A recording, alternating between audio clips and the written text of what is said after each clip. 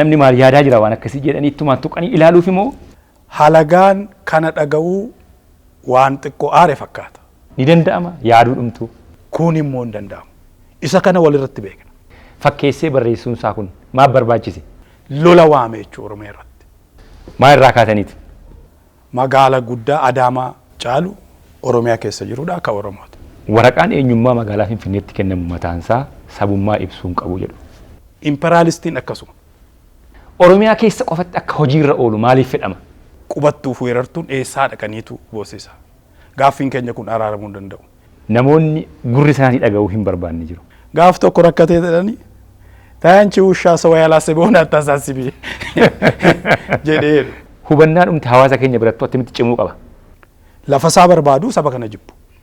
Waan barbaannu akka argannuuf akkamitti tokko taanee hojjechuu qabna. Isa piroosesii hedduu hin gaafanne irraa eegalu abdii horachuuf.